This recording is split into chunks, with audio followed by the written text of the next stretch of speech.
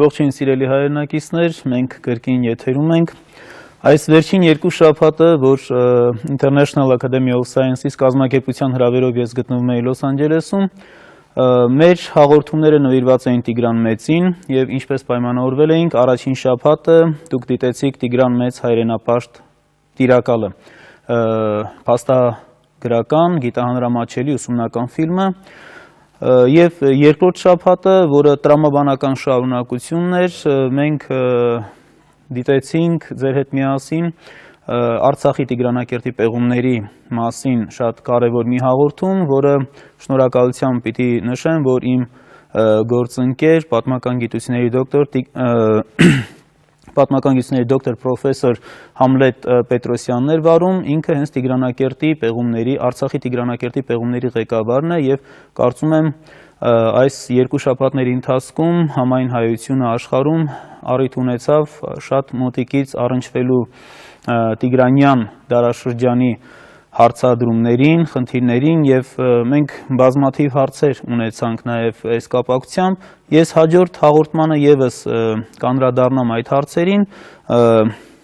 Ամենաշատ կրկնված 3 հարցի պարզապես այսօր ես անդրադառնամ եւ մենք շարունակենք խոստացված թեման, քանի որ ինչպես հունվարին խոստացել էի, այսօրվա մեր թեման պետք է նվիրված լինի հայ ժողովրդի ծագման հիմնախնդրին եւ մինչեւ դրան անդրադառնալը ամենաշատ մեզ ստացած հարցերին անդրադառնամ, որը մենք ստանում ենք եւ հեռախոսահամարներով, որ տեսնում եք ձեր էկրանին, եւ ստանում ենք նաեւ պատմաբան @yahoo.com էլեկտրոնային փոստի հասցեով։ Ուրեմն ամենատարածված հարցերից մեկը, որ շատ գրել էին, ինչպես կարող ենք ձեռք բերել ֆիլմը օրիգինալ, այսպես DVD-ին, ասեմ, որ ցավոք սրտի այս պահին միայն դա Ամերիկայի մեր ընկերներից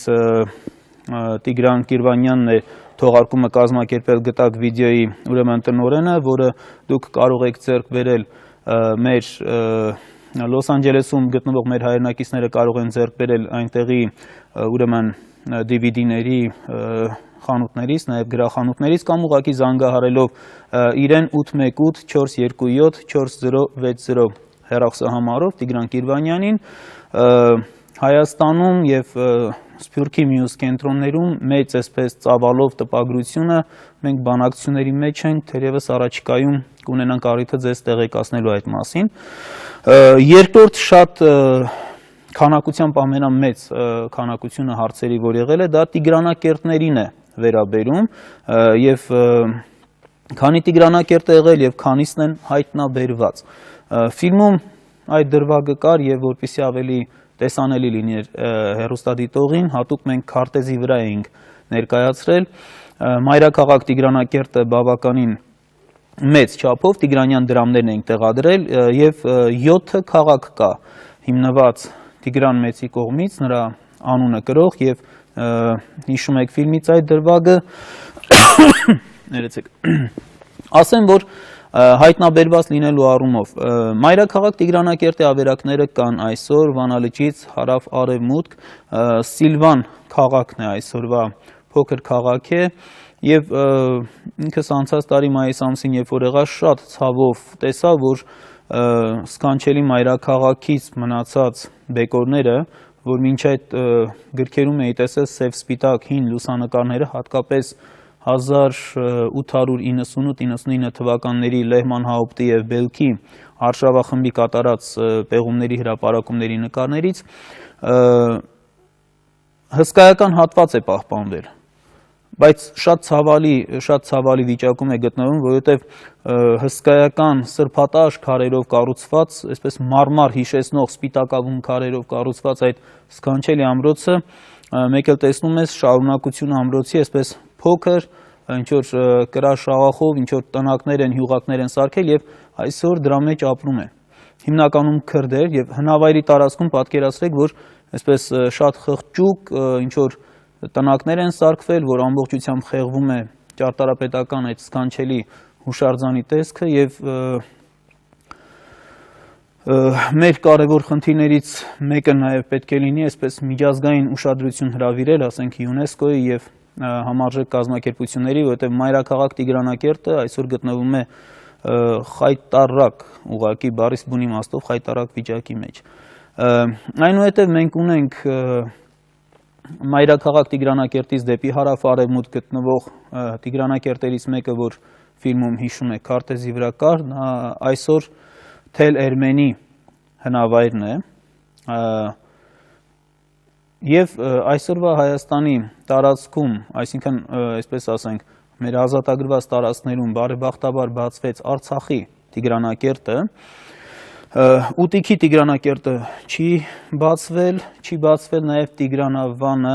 որը Նախիջևանի տարածքում է գտնվում, ցավոք սրտի մենք հնարավորություն չունենք այնտեղ պեղումներ կատարելու, այսինքն եթե հարցին ամփոփ պատասխանելու լինենք, 7 Տիգրանակերտներից մեկի ավերակները այսօր բաց են եւ շատ անմխիթար վիճակում մայրաքաղաք Տիգրանակերտի, պեղումներ են կատարվում միայն Արցախի Տիգրանակերտում եւ շնորհիվ սա ուղղակի պետք է հատուկ այսպես շեշտադրել հայկական զինուժի հերոսական գործողությունների 1990-94 թվերին մղված մեր պատերազմի արդյունքում ազատագրված տարածքներում եւ այսօր, քանի որ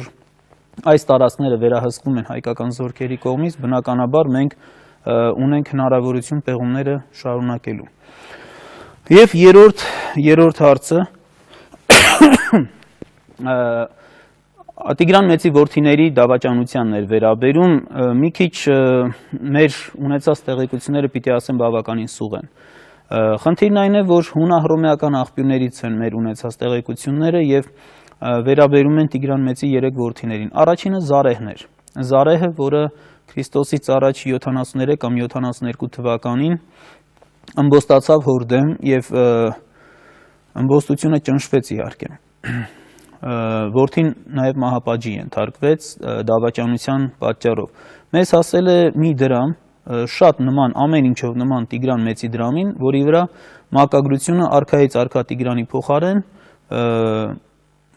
մակագրված է արքայից արքա Զարեհի։ Եվ այստեղ իհարկե մենք որոշակիորեն տեսնում ենք, որ եղել է հռչակում, նույնիսկ կարճ ինչ-որ մի ժամանակ հասցրել են նաև դրամ հատել։ Որն է ապստամբության իրական պատճառը մենք չենք կարող ասել։ Երկրորդ որդին, որի անունը մեզ չի հասել, ըստ հունահռոմեական աղբյուրների նա ևս ապստամբել էր, բայց նրա ապստամբության պատճառը ընդհանրապես երբ որ կարդում ես նույնիսկ ծիծաղելի է։ Եվ անկեղծ ասեմ, ինձ օրինակ վստահություն չի ներշնչում։ Պատմությունը այսպիսին է, իբր թե անտառով գնում էին եւ Տիգրան Մեծը հանկարծ գլորվեց, ընկավ ձիու վրայից, թագնել գլորվեց, գլխից ընկավ, երկրորդ որդին վազելով գնաց, թագը վերցրեց դրեց իր գլխին, Տիգրան Մեծն էլ խիստ զայրացած, որ փոխանակ իրեն օգնի բարձրացնի, թագը վերցրեց դրեց իր գլխին, մահապատժի հրաման տվեց։ Սա առնվազն ծիծաղելի է, այնքան ծիծաղելի, ինչպես ասենք, հիշում եք, Տիգրանակերտի ճակատամատնում, թե իբր հայկական զորքը 150,000 զոհ է տվել, հռոմեացիները ընդամենը 5 հոգի, կամ Արածանի խայտառակ պարտությունը իրենք արդարացնում են ասելով, թե իբր եղանակը ցուրտ էր, հռոմեացիներն էլ կարոտել էին հայրենիքը, շրջվեցին, գնացին իրենց տուն, երբ որ խայտառակ պարտություն էին կրել։ Ինչի համար եմ ասում ծիծաղելի է, որովհետև տեսեք, նախ բնականաբար անտառով ուղակի գնում էին։ Ուղակի արշավանքների ժամանակ որպես օրինաչափություն թագավորները թագ չեն կրում։ Դա հանդիսավոր արարողություններ են, զորավարական, այսպես սաղավարտներ են կրում։ Երկրորդը Տիգրան Մեծը մարդ էր, որ այսպես փոքր հասակից, երևի 3-4 տարեկան հասակից զինավարժությունների մեջ էր եղել եւ ծիծաղելի է Տիգրան Մեծի ընկնելու մասին պատմությունը։ Երրորդը, որ առավել անհավանական է հռոմեացի պատմիչների հորինած այս պատմությունը, ոնց կարող էր վերջին հաշվով որևէ մարդ, հայրը, իր որդուն նման մի այսպես անհեթեթ պատճառի համար մահապատժի ենթարկի։ Այսինքն, եւ մյուսը, ինչի չի նշվում նրա անունը։ Այստեղ տպավորությունը այն է, որ հռոմեացի պատմագիրները փորձել են Տիգրան Մեծ այսպես բռնակալի կերպար ներկայացնել եւ դրանով արդարացնել իրենց զորքերի գործողությունները եւ ուղղակի հորինված դրվագ սա պետք է լինի։ Եվ երրորդ որդու մասին, Տիգրան կրտսերի մասին մենք իհարկե անհամեմատ ավելի տեղեկացված ենք, գիտենք, որ երբ որ 67 թվականին պատրաստում էին Տիգրան Մեծը եւ Միհրդադ Եվպատորը նոր արշավանք սկսել Հռոմի դեմ, այդ ժամանակ ըմբոստացավ նրա որդին։ Ցավոք սրտի պիտի ասեմ, որ այստեղ եւս հիմնականում ենթադրությունների շրջանակում են, որն է իրական նրա ըմբոստանալու պատճառը մենք չունենք հստակ։ Կա այսպիսի բացատրություն, որ հռոմեական պատմիչներից է գալիս եւ շատ կարող եք հանդիպել, թե իբր Միհրդադ Եվպատորը ինքն էր հրահրում Տիգրան կրտսերին եւ ենթադրվում է, որ Տիգրան կրտսերը պետք է լիներ նրա թոռը, այսինքն նրա դուստր Կլեոպատրայից ծնված որդին։ Սակայն սա քիչ հավանական է, որովհետեւ պատմությունից գիտեք, որ Միհրդադ Եվպատորը, երբ որ 71 թվականին Քրիստոսից առաջ պարտություն կրեց հռոմեացիներից, մինչև 67 թվականն էլ հետը Տիգրան Մեծի հույսին էր ապրում։ Եվ մտածել, որ Միհրդադ Եվպատորը կտրում է այն ճյուղը, որի վրա ինքն է նստած, սա, ինչ ասեմ, մի քիչ հավանական չի, մեղմ ասած։ Կա նաև այլ բացատրություն, որ Տիգրան Մեծի դեռևս պարթևական պատանդության ժամանակ ծնված որդիներից էր Տիգրան կրտսերը եւ կարող էր նա ապստամբել այն պատճառով, որ Տիգրան Մեծը թագավոր էր հռչակել, թագաժառանգ էր հռչակել ոչ թե իրեն ավակության իրավունքը իրեն էր պատկանում, այլ Կլեոպատրայից ծնված Միհրդադ Եվպատորի թոռանը։ Այսինքն ավակության ժառանգորդության խնդիրը կարող էր լինել։ Սա մի բացատրություն է, որը ժամանակակից պատմագրության մեջ է հայտնվել։ Մեկ ուրիշ բացատրություն եւս կա, որ հիշում եք ճակատագրական այն պահը, երբ որ Տիգրան Մեծը պարզապես կանգնած էր երկընտրանքի առաջ, շարունակել պատերազմը հանուն տիրակալի իր փառքի, բայց դրանով կարող էր վտանգել հայրենիքի ապագան, թե հրաժարվել նվաճումներից եւ ամբողջական պահպանել հայրենիքը։ Ինքը գնաց երկրորդ տարբերակին, հրաժարվեց ամբողջ նվաճումներից, ամբողջական պահպանեց մեծ հայքի թագավորությունը։ Կարծիք կա, որ սա նորից մեր ժամանակակից պատմագրության մեջ հայտնված կարծիք է, որ Տիգրան կրտսերի ապստամբության պատճառը Տիգրան կրտսերը ներկայացնում էր հայկական ազնվականության այն հոսանքը, ղեկավարում էր հայկական ազնվականության այն հոսանքը, որը գտնում էր, որ պետք է պատերազմը շարունակել մինչև վերջ։ Եվ այստեղ այս բախումը, սակայն սա եւս, ինչ ասեմ, կարելի է քննադատել բազմաթիվ կետերում։ Ես ուղղակի ներկայացնում եմ տեսակետները եւ ցավոք սրտի պետք է ասել, որ Տիգրանի 3 որդիների մասին մեզ հասած տեղեկությունները, փաստորեն երկրորդը ընդհանրապես շատ այսպես անհիմն հեղեղուկ մի բան է եւ երկրորդ որդու անունը անգամ մեզ հայտնի չի եւ նաեւ տպավորությունը այնպեսին է, որ սա հորինված պատմություն է հռոմեացի պատմիչների կողմից, իսկ առաջին եւ Զարեհի եւ Տիգրան կրտսերի ապստամբությունների մասին պատմությունները ցավոք սրտի մեզ հասել են բավականին այսպես կծկտուր եւ թույլ չեն տալիս մինչև վերջ հասկանալու այդ ապստամբությունների պատճառները։ Եթե այսքանը մոտավորապես ասեմ եւ ճիշտ ասած մի քիչ ես խուսափում եմ նաեւ հենց թեկուզ համալսարանում իմ դասախոսությունների ժամանակ օգտագործել դավաճանություն բառը այստեղ, ըմբոստություններ, ընդվզումներ, որովհետեւ այստեղ տեսակետների բախում եղավ։ Եթե ճիշտ է այն տեսակետը, որ Տիգրան Մեծը անշուշտ ճիշտ է, որ ինքը որոշեց դադարեցնել պատերազմը պահպանելով մեծ հայքի անկախությունը, իսկ Տիգրան կրտսերը պնդում էր, որ հայկական զորքերը պետք է շարունակեն պատերազմը։ Եթե ճիշտ է այս տեսակետը, ապա այստեղ մենք ոչ այնքան դավաճանության հետ գործ ունենք, որքան որ քաղաքական հայացքների բախման հետ, եւ այս բոլոր հարցերը պիտի ասեմ, որ շարունակում են դեռևս կարոտ մնալ լիարժեք պատասխանի։ Եվ սա արդեն հարց չի, մեր հայրենակիցներից Աբել Իսաևը հասցեից ենթադրում են, որ Ռուսաստանից է գրել նամակը, հետաքրքիր էսպիսի մի բան էր գրում, որ իդեպ ասեմ, որ այս նույն կարծիքը էլի նամակներում եղան, նաև հեռախոսազանգերում, նաև Լոս Անջելեսյան իմ հանդիպումների ժամանակ բազմիցս նշում էր, որ պետք է անպայման մտածել Տիգրան մեծ գեղարվեստական մեծ ֆիլմ ստեղծելու համար։ Հետաքրքիր է, որ մեր հայրենակիցը Ռուսաստանից այսպիսի մի բան է գրում, որ եթե մեր մեծահարուստները պատրաստ չեն ֆինանսներ տրամադրելու այդ կարևոր մեծ գաղափարին, ապա առաջարկում է անցկացնել համահայկական այսպես հերոստամարաթոն եւ հանգանակություն, համաժողովրդական հանգանակություն սկսել մեծ Տիգրան Մեծին եւ հայկական աշխարհակալությանը նվիրված մեծ գեղարվեստական ֆիլմ պատրաստելու։ Հուսամ, որ դրան չի հասնի եւ ես գիտեմ նաեւ, որ որոշակի աշխատանքներ, նախնական իհարկե շատ նախնական աշխատանքներ այդ ուղղությամբ տարվում են եւ հուսանք, որ առաջիկայում մեր ժողովուրդը հնարավորություն կունենա նաեւ համաշխարհային պատմության մեջ աչքի ընկած շատ նշանավոր ու տաղանդավոր մեր արքաներից մեկի Տիգրան Մեծի մասին մեծ կտավի ֆիլմ, գեղարվեստական ֆիլմ ունենալու։ Այսքանով ես սահմանափակվեմ, որովհետեւ մեր ժամանակը կարող է չբավականացնի մյուս այսօրվա նախատեսված թեմայի համար, որը բավականին հետաքրքիր է եւ որի մասին մենք ունեցել ենք բավականին շատ նամակներ, ես նախորդ հաղորդումներում անդրադարձել եմ արդեն հայ ժողովրդի ծագման հարցը։ Ուրեմն հայ ժողովրդի ծագման վերաբերյալ մենք այս ընթացքում կունենանք նաև ես օպերատորին խնդրեմ, որպեսզի ավելի այսպես տպավորիչ լինի, հիմնական տեղեկությունները, ինչ որ մեզ հասել են հայերի ծագման մասին, հիմնական ավանդազրույցները, նաև գիտության մեջ արտահայտված հիմնական տեսակետները մենք պես փոքր պատկերներով կունենանք նաև էկրանի վրա եւ սկսենք մեր հիմնական այսօրվա թեման։ Ուրեմն հայ ժողովրդի ծագման հարցը ինչպես է ներկայանում այսօր, ինչպես է ներկայանում մեր գիտելիքների շրջանակում։ Եթե այսօր փորձում ենք հայացք գցել այս հարցի պատմությանը եւ ընդհանրապես հիմնախնդրին, ապա տեսնում ենք, որ հարցին կարելի է անդրադառնալ այսպես 3 հիմնական մասի բաժանելով։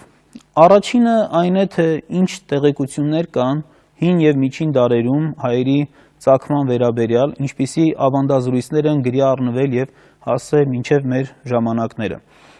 Երբ որ մենք անդրադարձ ենք կատարում այս խմբին, տեսնում ենք, որ մենք ունենք 5 հիմնական տեղեկություններ նվիրված հայերի ծագման խնդրին։ Երկրորդը անշուշտ պետք է անդրադարձ կատարել, թե նոր ժամանակների գիտության մեջ, իսկ դա 19-20-րդ դարերը եւ 21-րդ դարասկիզբը, որում մենք ապրում ենք, թե ինչպիսի քննարկումներ են եղել հայերի ծագման վերաբերյալ, երկրորդ խումբը անշուշտ է եւ երրորդը, որ մենք հաղորդման վերջին հատվածում կանդրադառնանք, թե այսօրվա դրությամբ, այսինքն 2008 թվականի փետրվարի 12-ի դրությամբ մենք ինչպիսի տեղեկություններ ունենք, որոնք փաստում են հայերի մասին հնագույն այսպես տեղեկությունները, նրանց առկայությունը հայկական լեռնաշխարհում, նրանց ստեղծած առաջին այսպես իշխանությունների մասին, առաջին պետական կազմավորումների մասին եւ ինչ այսպես ամփոփ պատկեր մենք կարող ենք ունենալ։ Սկսենք սկզբից եւ մեր օպերատորին խնդրենք, որ նաեւ այս ընթացքում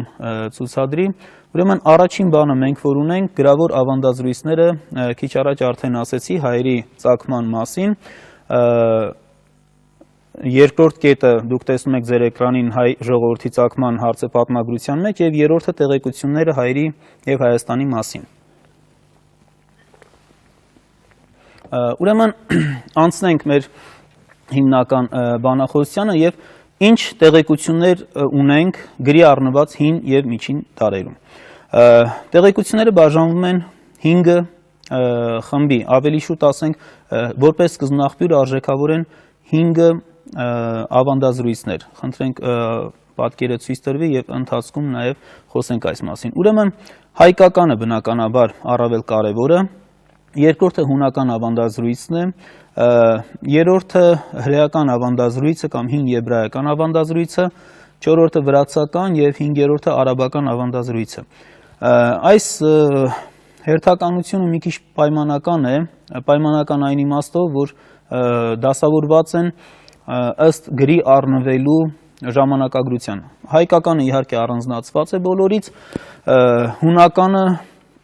ապա հին եբրայականը, սրանք ժամանակագրական գրի առնվելու ժամանակագրական հերթականությամբ են։ Ուրեմն առաջինը բնականաբար անդրադառնանք հայկական ավանդազրույցին։ Հայկական ավանդազրույցը, ինչպես հայտնի է մեր ընթերցող հասարակությանը, առավել ամբողջական գրի առնվել Մովսես Խորենացու կողմից այնուհետև խորենացուց հետո առանձին այսպես դրվագներ մենք ունենք հայ ժողովրդի ծագման մասին ապագա դարերի մատենագիրների մոտ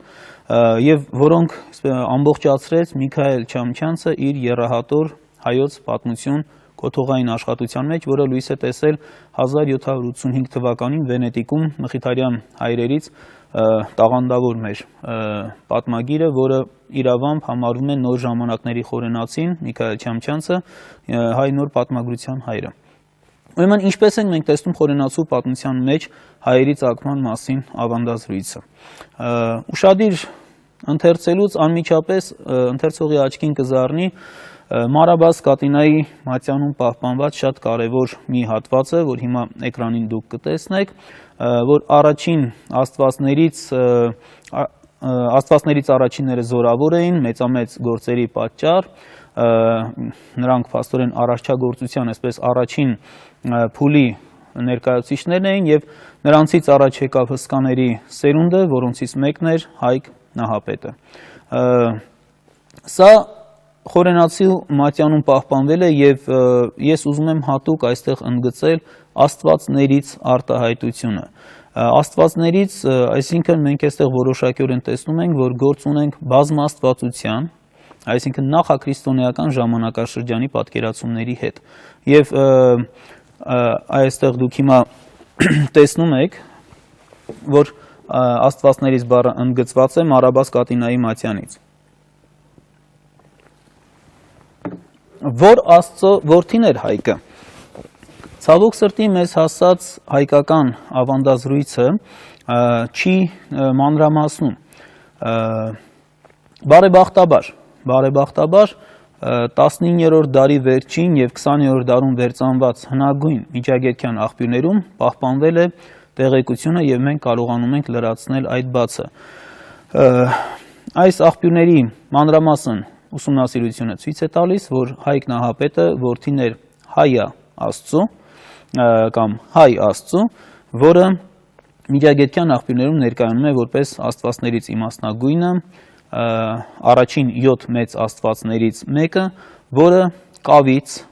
արարեց մարդուն աստվածային պատկերով ու նմանությամբ։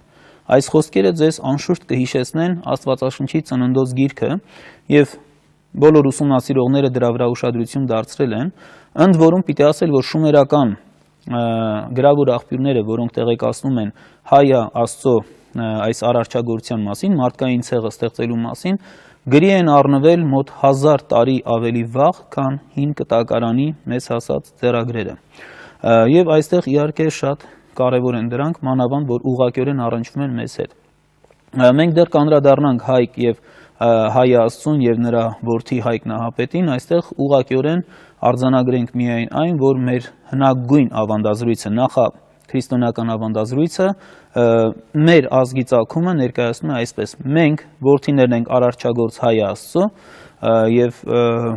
նրա որդի Հայկի ժառանգներն ենք։ Մենք քիչ հետո նորից անդրադարձ կկատարենք դրան,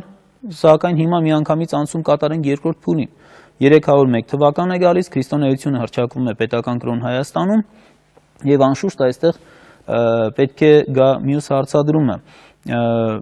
Աստվածներից առաջինները զորավոր էին եւ այլն, այն ինչ որ դուք քիչ առաջ տեսաք ձեր էկրանների վրա, նաեւ այս տեսակետը չի կարող շարունակական լինել, որովհետեւ գիտեք Աստվածաշնչյան ընկալումների համաձայն ամբողջ մարդկությունը ծագում է նույն Նահապետի 3 որդիներից՝ Սեմից, Քամից եւ Հաբեթից։ Եվ այս պատկերացումը կամ պետք է համապատասխանեցվեր Աստվածաշնչին, կամ պետք է արգելվեր։ Եվ տեղի ունենում համապատասխանեցում։ Ընդ որում համապատասխանեցվում է հետևյալ կերպ։ Հիմա դուք կտեսնեք ձեր էկրանին հաջորդ արդեն պատկերը, որտեղ ներկայացվում է նոր տեսակետը, հայկական ավանդությունը համապատասխանեցված Աստվածաշնչին։ Հայկը համարվում է Նոյի 3 որդիներից Հաբեթի ժառանգը, ընդ որում նա համարվում է Թորգոմի որդին։ Ինչպես տեղի ունեցավ սա։ Մեզ հասել է մեկ ավանդազրույց Հայկի մասին, որ Հայկը դուրս եկավ Թորգոմատնից։ Տեսեք, ուրեմն մենք ունենք ավանդազրույցը, Հայկը դուրս եկավ Թորգոմատնից, եւ ունենք Աստվածաշնչում շատ կարևոր մի տեղեկություն, որ թորգոմատան այսպես մարմնավորող նահապետը հանդես է գալիս հենց թորգոմ անունով մի նահապետ, որը հաբետի ժառանգներից էր։ Ուրեմն տեսեք, կար համապատասխանեցման կետ, համապատասխանեցման եզր եւ թորգոմ նահապետը փաստորեն, որը թորգոմատան այսպես խորհրդանիշն էր, հաբետի ժառանգներից էր եւ Հայկը, քանի որ դուրս է եկել թորգոմատնից, այստեղ ստեղծվեց համապատասխանեցման համար հնարավորություն եւ Հայկը համարվեց Նոյ նահապետի հաբետ որդու ժառանգներից, թորգոմի որդին։ Եվ այստեղից էլ մեր ժողովրդին տրված արդեն քրիստոնեական դարաշրջանում մեր ժողովրդին, նաև մեր երկրին տրված թորգոմյան, հաբետյան, հաբետացին, թորգոմական այս բնորոշումները, որոնք մեր մատենագրությունը հասցրել է մեզ։ Ունենք մեր մատենագրության մեջ տարածված մի բնորոշում ևս Ասքանազյան ազգը, Աստվածաշնչում Ասքանազը թորգոմ նահապետի եղբայրն է եւ Երեմիայի մարգարեության մեջ Արարատյան թագավորություններին, երբ որ Երեմիա մարգարեն կոչ է անում գալ օգնության եւ կործանել բռնակալ Բաբելոնը, այնտեղ Արարատյան թագավորությունները ներկայանում են նաեւ առանձին իրենց անուններով Արարատի Մինի, որը մանա երկիրն է Ուրմիալոճի ավազանում, եւ Ասքանազի թագավորությունները, եւ այդ է պատճառը, որ մեր մատենագրությունը ունի նաեւ հայերին տրված Ասքանազյան անվանումը։ Այնուհետև տեսեք, ուրեմն ունենք հայկական ավանդազրույց, որի համաձայն նախաքրիստոնեական շրջանում մենք հայ Աստծո ժառանգներն ենք, Հայկ նահապետի զարմը, իսկ Հայկ նահապետը քրիստոնեական շրջանում համապատասխանեցվելով Աստվածաշնչին համարվում է հաբետի որդիներից, թորգոմի ժառանգը եւ հայերս համարվում ենք արդեն հաբետացիներ, այսինքն տեղի ունենում հայկական հայոց ազգացակման մասին նոր ավանդազրույցի ստեղծում, որի համաձայն փաստորեն մենք սերում ենք Նոյի հաբետ որդուց։ Անցնենք հաջորդ ավանդազրույցին, որը հունական ավանդազրույցն է եւ հունական ավանդազրույցը ավելի շատ կապվում է, այսինքն ոչ թե ավելի շատ, այլ ուղղակիորեն կապվում է արգոնավորտների ավանդության հետ։ Արգոնավորտների ավանդությունը բոլորիդ հայտնի է, ըստ հունական միջավայրում շատ սիրված այդ վիպաշարքի մի խումբ հերոսներ Յասոնի գլխավորությամբ արգոննավով ճանապարհ ընկան դեպի Այա երկիրը, հետագա աղբյուրներում անվանափոխվում է Կոլխիդա կամ Կոլխիս երկիրը, որտեղ գտնվում էր ոսկե գեղմը, այն երջանկության եւ հարստության խորհրդանիշներ, եւ իդեպ ընդմիջարկելով ասեմ, որ Այա անունը որոշ ուսումնասիրողներ կապում են Հայասա երկրի անվան հետ, եւ ճանապարհվելով նրանք գալիս հասնում են Սև ծովով հասնում են դեպի Այա կամ Կոլխիդա երկիրը, այնուհետև ըստ այդ ավանդազրույցի ուշ շրջանի գրառումների Յասոնի հետ գալիս էր նաեւ Արմենոս անունով Թեսալյան Հունաստանի մարզն է, Թեսալացի մի հերոս, որը մնում է տեղում եւ նրա անունով է, որ երկիրը կոչվեց Արմենիա, ժողովուրդը կոչվեց արմեններ։ Ուրեմն այս ավանդազրույցը ուսումնասիրողները շատ վաղուց նկատել են, որ որոշակիորեն ստեղծվել է քաղաքական նկատառումներով եւ ստեղծվել է մակեդոնական արշավանքների ժամանակ միայն, որովհետեւ մենք ունենք արգոնավորտների ավանդազրույցի ավելի վաղ գրառումներ, որոնցում ոչ մի տեղեկություն չկա Արմենոսի մասին։ Այստեղ որոշակիորեն եւ մեզ հասած ամենամանրամասն գրառումը այս պատմության, որը կատարել է Ստրաբոնը, իր շարադրանքում հիշատակում է մակեդոնացու երկու զորավարներին եւ ասում է, որ այս պատմությունը ինքը քաղել է հենց մակեդոնացու զորավարների աշխատություններից։ Ընդ որում մեկ այլ տեղ հենց նույն Ստրաբոնը նշում է, որ մակեդոնական զորավարները հաճախ խեղաթյուրում էին պատմությունը հանուն մակեդոնացու փառքի։ Ինչ է տեղի ունեցել։ Հետաքրքրական է այն հանգամանքը, որ այս ժամանակ մակեդոնական արշավանքների ժամանակ ստեղծում է ոչ միայն հայերի ծագման մասին, այսպես հունական տեսությունը կամ հունամակեդոնական տեսությունը, իբր թե հայերի հիմնադիրը եղել է Բալկաններից ծագող հերոսներից մեկը, տվյալ դեպքում Արմենոս Թեսալացին, ստեղծում են նաև ավանդազրույցներ, իբրև թե նույն ծագում ունեն, բալկանյան ծագում ունեն նաև մարերը եւ պարսիկները։ Շատ հետաքրքիր է, տեսեք, 3 ժողովուրդ՝ հայերը, պարսիկները եւ մարերը ունեն բալկանյան ծագում ըստ մակեդոնացու զորավարների ստեղծած պատմությունների։ Ինչի համար այս երեքը։ Մյուս պատմիչներին, երբ որ նայում ենք հունա-հռոմեական պատմագրության նշանավոր դեմքերի, Պլինիոս Ավագ եւ ուրիշներ, նրանք շեշտում են, որ առաջավոր Ասիայում կար գահակարգ, որի բարձրագույն կետում գտնվում էր ուրեմն արքայից արքան, եւ այս արքայից արքան կարող էր լինել միայն 3 ժողովրդի ներկայացուցիչ, կամ հայերից, կամ պարսիկներից, կամ մարերից։ Այսինքն այս 3 ժողովուրդները, որոնք իրավունք ունեին գերիշխելու ամբողջ առաջավոր Ասիայի վրա, այս 3 ժողովուրդներն էլ համարվում են իբրև թե ծագած Հունաստանից։ Ինչի համար։ Որովհետև մակեդոնական արշավանքները պետք է ունենային իրենց գաղափարախոսությունը։ Մակեդոնացին ձգտում է վերականգնել աստվածային կարգը երկրի վրա, նախասկզբնական միասնությունը, եւ իբրև թե պարսիկները, հայերը եւ մարերը, որոնք ժամանակին եղել են Օլիմպոսի շուրջը, ապրել են Հունաստանում եւ անջատվել գնացել են, հիմա մակեդոնացին գնում են նրանց միավորելու եւ հետ վերադարձնելու։ Մենք պատմության մեջ ունենք բազմաթիվ դրվագներ, երբ որ որևէ տիրակալ իր աշխարհակալությունը, իր նվաճումները փորձում է արդարացնել եւ դրա համար ստեղծվում են, ասենք, կեղծ տեսություններ, կեղծ պատմություններ։ Ամենաակնառու օրինակը, որ 20-րդ դարում տեղի ունեցավ եւ դա տեղի ունեցավ մեր աչքի առաջ, փաստորեն ժամանակակիցները դեռ ապրում են, դա մի քիչ կոպիտ համեմատություն է, բայց շատ նման Ադոլֆ Հիտլերի կողմից արիական տեսության խեղաթյուրումներ։ Երբ որ նա փորձում էր հիմնավորում տալ գերմանացիների համաշխարհային տիրապետության գաղափարին եւ դրա համար խեղաթյուրեց, դրա համար վերցրեց արիականության տեսությունը, վերցրեց այդ թվում նաեւ սվաստիկան, որը ոչ մի կապ չունի գերմանական միջավայրի հետ եւ ցավոք սրտի մինչեւ այսօր մեր ժողովրդի շատ ներկայացուցիչներ, երբ որ սվաստիկա տեսնում են, ասում են գերմանական կամ ֆաշիստական կամ նացիստական նշանը։ Երբ որ մեր լեռնաշխարհի ժայռապատկերներում դուք կարող եք հազարներով հանդիպել սվաստիկաներ, ընդ որում եւ աջ պտույտով, եւ ձախ պտույտով, եւ ճյուղավորված, թևավորված եւ այլն։ Դրանք հավերժական շարժման խորհրդանշաններն են, որոնք Հիտլերը վերցրեց, հարմարեցրեց իր քաղաքական նկատառումներին եւ խեղաթյուրեց։ Այսպիսի դրվագներ մենք ունենք եւ դրանցից մեկն է մակեդոնացու օրոք ստեղծված հայերի ծագման տեսությունը։ Հիմա տեսեք, բնականաբար հարց կառաջանա ձեր մոտ, լավ, եթե կեղծ տեսություն է, ինչի համար այսքան եթերաժամ տրամադրվեց եւ ինչի հատուկ անդրադարձ կատարվեց դրան։ Բանն այն է, որ քիչ հետո կանդրադառնանք դրան, հայերի եկվորության մասին տեսության հիմքում հիմնական փաստարկներից մեկը հենց այս կեղծ հորինված տեսակետն էր։ Այնուհետև մենք ունենք առաջին Քրիստոսից առաջին եւ Քրիստոսի ծննդյան առաջին դարերում ապրած ազգությամբ հրեա հունագիր մի հեղինակի Հովսեփոս Փլավիոսի տեղեկությունը հայերի ծագման մասին, որը նա քաղել է հրեական մատյաններից եւ շատ հետաքրքիր է, որ այնտեղ ասում է, որ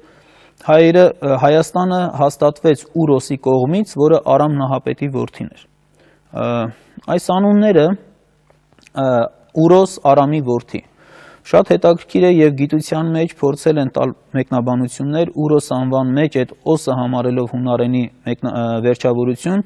ուր վանկը կարդալով նաեւ ար տարբերակով փորձել են համարել Արա Արամի որդի, այսինքն Արա գեղեցիկին են վերագրել այս Ուրոսի կերպարը, կամ նույնիսկ փորձ է արվել Վանի թագավորության սեպագրերում 7-րդ դարում Քրիստոսից առաջ հիշատակվող Ռուսա Էրիմենայի որդուն համարել, ժամանակին ենթադրվում էր, թե Էրիմենայի որդի այս արտահայտության մեջ պետք է տեսնել արմենական ցեղի իշխանության գալը Վանի թագավորությունում եւ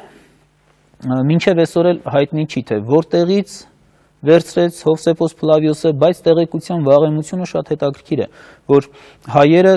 Հայաստանի հիմնադիր է հանդես գալիս Արամի որդի Ուրոսը։ Ընդ որում այս Արամը մեր ավանդազրույցների Արամը չէ, սա սեմական արամեացիների նախահայր Արամն է։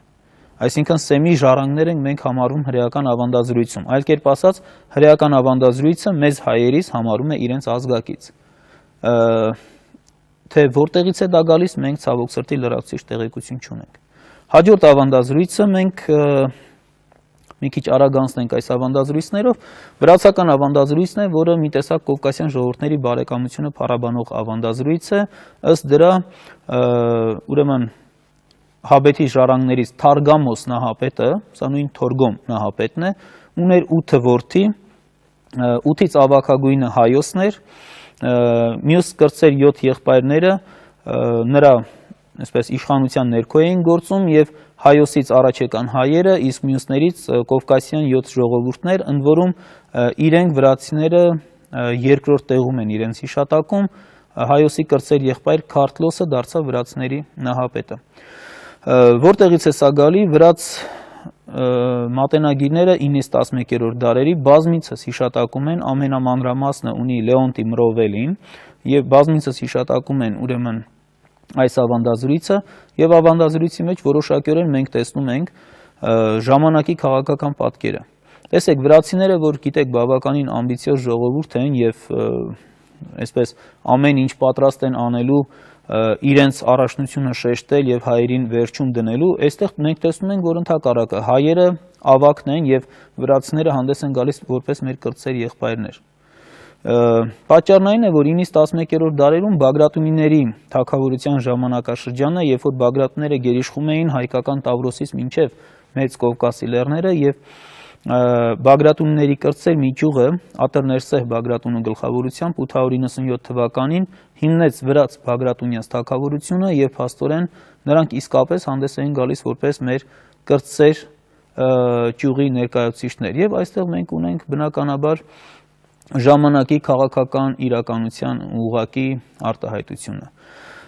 Եվ վերջին 5-րդ ավանդազրույցը, որի վրա ուզում եմ ձեր ուշադրությունը հրավիրել, սա արաբական ավանդազրույցն է։ Արաբական ավանդազրույցը, որը Քրիստոսի ծննդյան 9-ից էլի 11-12-րդ դարերում է գրի առնվել եւ պահպանվել, շատ հետաքրքիր սինթեզ է։ Մի կողմից ուրեմն Մովսես խորենացու գրի առած հայկական ավանդազրույցների, մյուս կողմից Ղուրանյան պատկերացումների։ Իսկ Ղուրանյան պատկերացումները, ինչպես գիտենք, Ղուրանում տեղ գտած, այսպես մարդկության ծննդաբանության պատկերացումները նույն արժեք են աստվածաշնչյան պատկերացումների հետ, որովհետև Ղուրանը ամբողջությամբ վերցրեց 5 կտակարանի պատկերացումները եւ ըստ այդ պատկերացումների համայն մարդկությունը սերում է Նոյ նահապետի 3 ժառանգներից՝ Սեմից, Քամից եւ Հաբեթից։ Եվ արաբները, որ 7-րդ դարում առաջին անգամ մուտք գործեցին Հայաստան, առնչվեցին հայերի հետ, բնականաբար պետք է փորձեին ճանաչել տեղում, իմանալ թե ովքեր են հայերը եւ նրանց հարևան մյուս ժողովուրդները եւ բնականաբար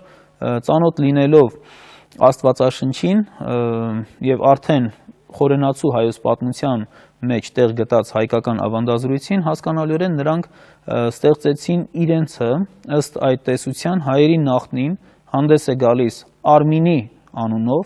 այդ պատճառով էլ նրանց աղբյուրներում Հայաստանը կոչվում է Արմինիա, Արմինին, որը Հաբեթի որդին էր, ներողություն, Թորգոմի որդին էր եւ նա էլ ծագում է Հաբեթ նահապետից, Հաբեթը արաբական աղբյուրներում Ղուրանում հանդես է գալիս Իաֆիս անունով։ Եվ հետաքրքիր է ինչ է, որ այս ավանդազրույցում պահպանվել է տեղեկություն հայերի, սլավոնների, ֆրանկների, հույների եւ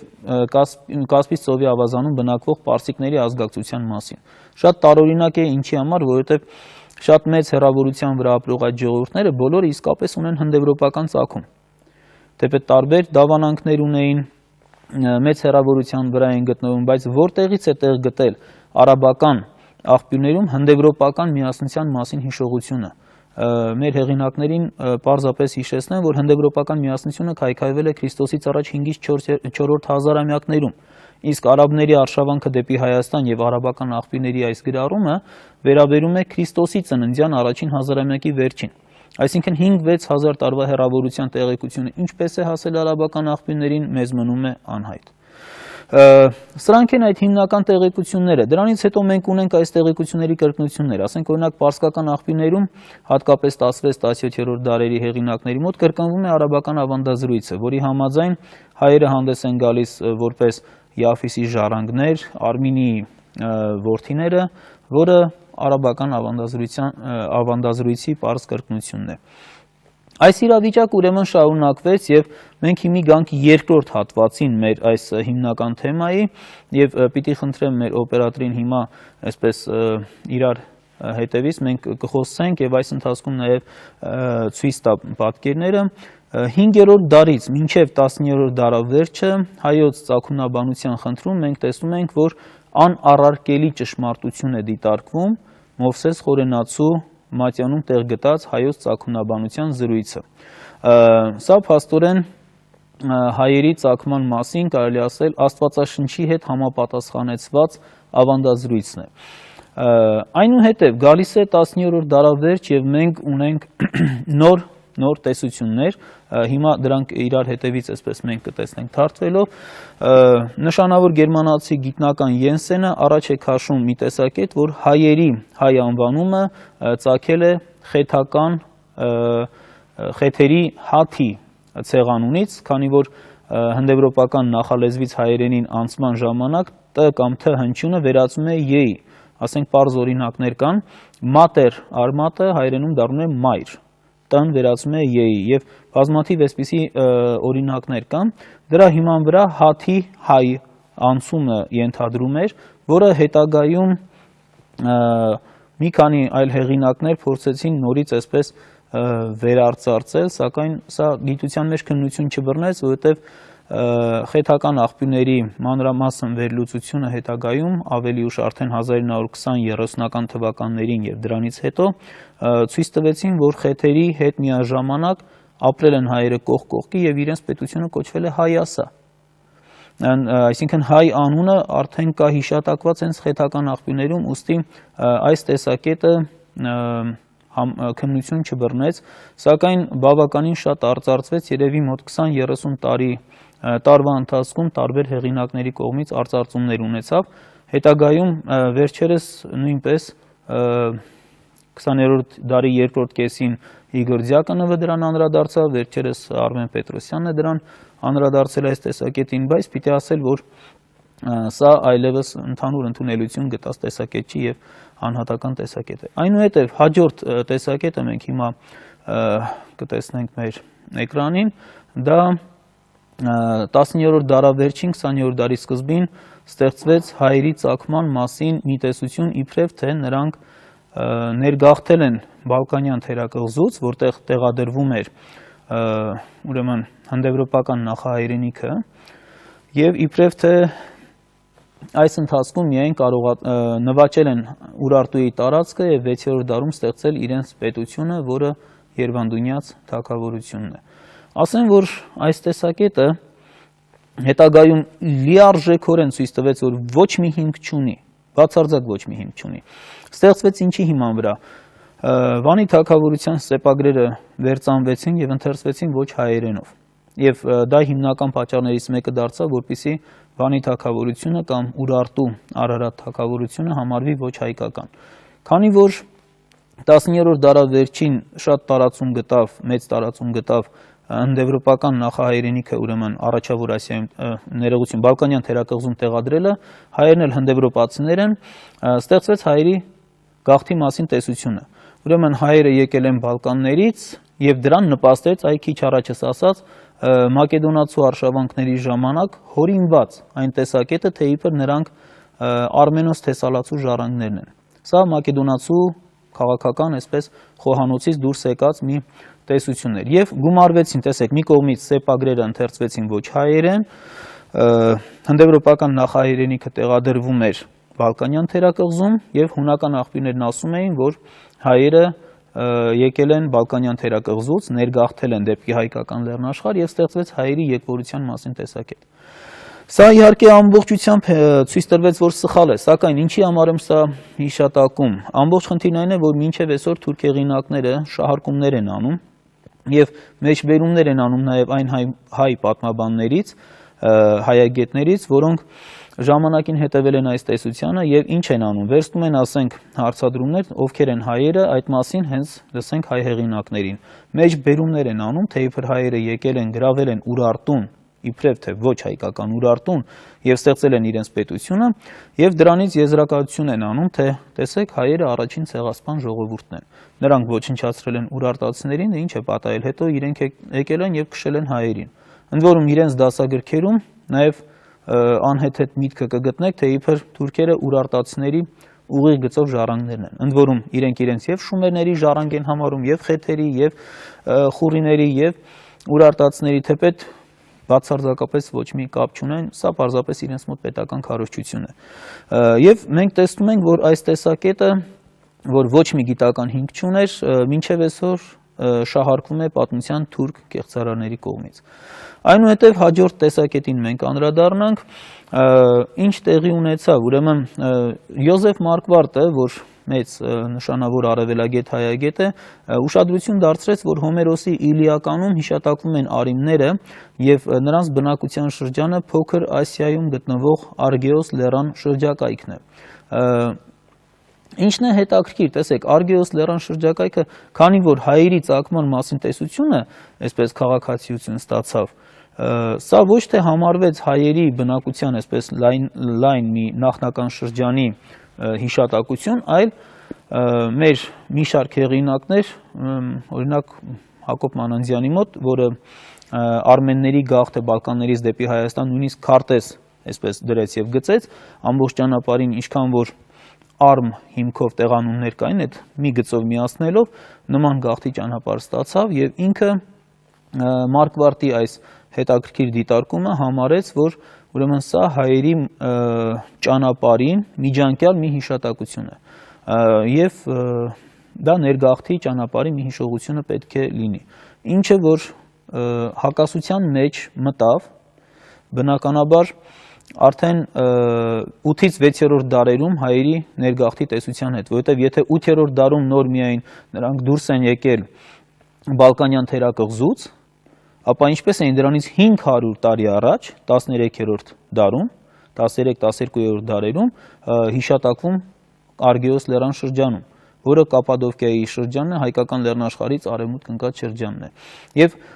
սա մի կողմից փորձ արվեց այսպես հարմարեցնելու, մյուս կողմից անշուշտ եկվորության տեսությունը կասկածի տակ դրվեց։ Այնուհետև պետք է գար հաջորդ մի ժամանակաշրջանը, դա խորհրդային կարգերի հաստատումն է եւ ուրեմն մինչև դա շատ կարևոր մի բան ասեմ, այստեղ խեթական արձանագրությունները քիչ առաջ արդեն ասեցի, հիշատակում էին Հայասապետությունը։ Հայասապետությունը, որ 15-ից 13-րդ դարերում է հիշատակվել Քրիստոսից առաջ, որոշակիորեն վաղնջահայկական թագավորություն է եւ խեթերենի սա կամ ասա վերջավորությունը տեղանվանակերտ մասնիկ է։ Կան բազմաթիվ տեղանուններ եւ Պոլ Քրեչմերը, Ֆորերը եւ ուրիշներ 1920-ական թվականների վերջերին արդեն հիմնավորելով ցույց տվեցին, որ Հայասա պարզապես նշանակում է Հայք, Հայաստան։ Եվ դա տեսեք 15-ից 13-րդ դարերում։ Այս դեպքում բնականաբար շատ տարածում գտած հայերի եկվորության տեսությունը ընդհանրապես հոտ էր ցնդում։ Եթե հայերը ապրել են այստեղ Քրիստոսից առաջ 15-րդ դարում եւ պետություն են ստեղծել, ընդ որում լուրջ պետություն է, թագավոր կա, ավակների խորհուրդ է հիշատակվում, կառամարտիկներով լուրջ բանակ է հիշատակվում, ռազմական, այսպես ձիերին լծած ռազմակարգերով, ապա ոնց հասկանալ հայերի իբրև թե եկվորությունը։ Այս ընթացքում միջանկյալ մի բան տեղի ունեցավ, հիմա մենք կտեսնենք նաև էկրանին, խորհրդային իշխանությունը, երբ որ հաստատվեց, ամեն մի նախասովետական բան սկսեցին համարել այսպես բուրժուական, անընդունելի եւ բնականաբար սկսեցին կասկածի տակ դնել։ Եվ Նիկողայոս Մարը առաջ էր քաշել ժամանակին մի տեսություն, հաբետական տեսություն այսպես ասած, որի համաձայն հայերը ոչ թե եկվոր ժողովուրդ են, ներգաղթած ուրեմն Փոքր Ասիայի ճանապարհով Բալկանյան թերակղզուց, այլ տեղական ասիական մի քանի ժողովուրդների խառնուրդ են։ Այստեղից էլ առաջ եկավ ասիանիկ անվանումը։ Այս տեսակետը հետագայում մերժվեց։ Մերժվեց, որովհետև համաշխարհային պատմության մեջ չկա մի դեպք, որ երկու տարբեր ժողովուրդներ միաձուլվեն եւ արդյունքում առաջ գան նոր որակապես երրորդ մի ժողովուրդ։ Միշտ էլ հիմքը լինում է մեկը եւ մեկ այլ ժողովուրդ կարող է այսպես միաձուլվել եւ ենթաշերտ դառնալ։ բառապաշարը թողնել եւ այլն կամ մարդաբանական որոշակի այսպես ինչ որ բաներ տալ եւ այս տեսակետը մառի, որը փաստորեն հայերին համարում էր տեղաբնիկ մի քանի ցեղերի այսպես խառնուրդից առաջացած ժողովուրդ, սա եւս մերժվեց։ Ընդ որում խորհրդային իշխանությունները 20-ական թվականներին սա պաշտոնական հայտարարեցին եւ զարմանալի եւ աբսուրդ մի բան, Ստալինը 50-ական թվականների սկզբներին, 40-ականների վերջերին, 50-ականների սկզբներին ինքը գրեց մառի աշխատանքի դեմ մի այսպես անհեթեթ աշխատություն, մառի ուսմունքը մարքսիզմ-լենինիզմի լույսի ներքո, որից հետո մառի ուսմունքը պաշտոնապես ուղղակի գրեթե արգելվեց խորհրդային միության մեջ, գիտականորեն էլ ընդունելի չէր։ Դրանից հետո նոր անդրադարձ կատարվեց հայերի եկվորության տեսակետին եւ ստեղծվեց հայերի եկվորության նոր տեսությունը, հիմա մենք այստեղ կտեսնենք էկրանին,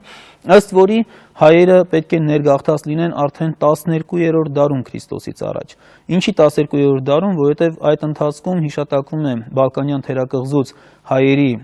ներեցեք, կիսավայրենի մի քանի ցեղերի ասպատակություն դեպի Փոքր Ասիա, եւ դրանց մեջ պետք է փորձ արեցին գտնել իբրև թե հայերի նախնիներին։ Եվ ցեղերից մեկը Մուշկ անունով որոշեցին, որ սա պետք է հայերի նախները լինեն։ Ինչի, որովհետև ցեղանվան Ք վերջավորությունը փորձում էին կապել գրաբարյան Ք հոգնակիակերտ տեղանվանակերտ մասնիկի հետ։ Սա անհեթեթ տեսություն էր, որովհետև ինչպես արդեն ասեցի, 15-ից 13-րդ դարում արդեն Հայաստան հիշատակվում է։ Արդեն կա հայկական թագավորություն։ Ինչպես դրանից 300 տարի հետո, 15-րդ դարում, երբ որ արդեն պետականությունը կա, նոր հայերը գալիս են, ընդ որում ինչ որ Մուշկ ցեղանուն է հիշատակվում։ Այսինքն, եթե առաջնորդվենք այդ տրամաբանությամբ, որ ցեղանունը վերջանում է Ք հնչյունով, ուրեմն դա կարող է գրաբարյան Ք լիներ, իսկ մուշկերի լեզվից մեզ ըստ էության բան հայտնի չի,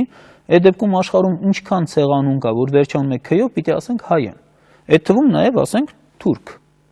Չէ՞, էլի Ք-ով է վերջանում։ Անհեթեթ մի տեսակետ է։ Հիմա կմտածեք լավ, այս անհեթեթ տեսակետին ինչի եմ անդրադառնում, որովհետև այս անհեթեթ տեսակետը վերջերս նորից արծարծվեց եւ զարմանալիորեն տեղ գտավ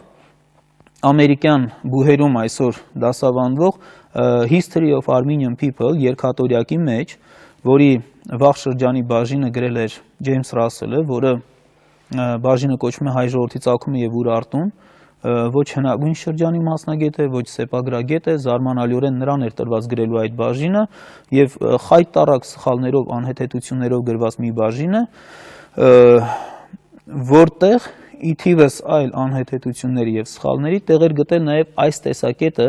որը տասնամյակներ առաջ քննադատվել է եւ որը գիտական ոչ մի քննություն չի բռնում։ Ես սա ցավով եմ ասում, որովհետեւ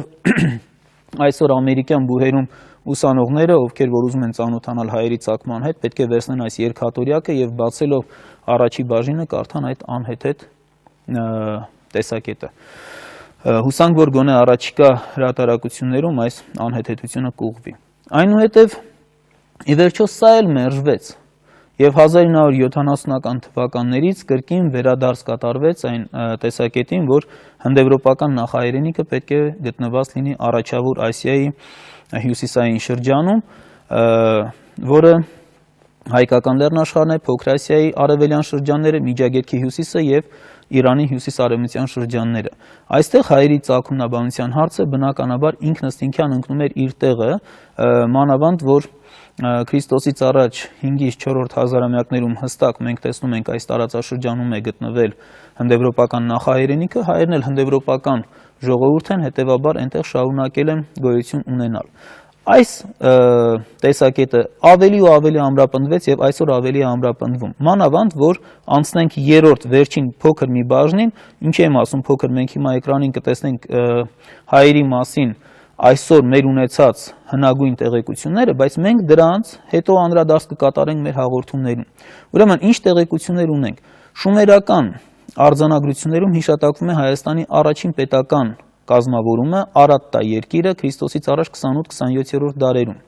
Սա համապատասխանում է Աստվածաշնչյան Արարատ Հայաստանի հետ եւ տեղադրությամբ եւ պատկերացումների, այսպես նույնությամբ, ընդ որում Արատտա երկիրը եւ արարչագործության վայր է համարվում եւ ջրեղեղից հետո փրկության վայր։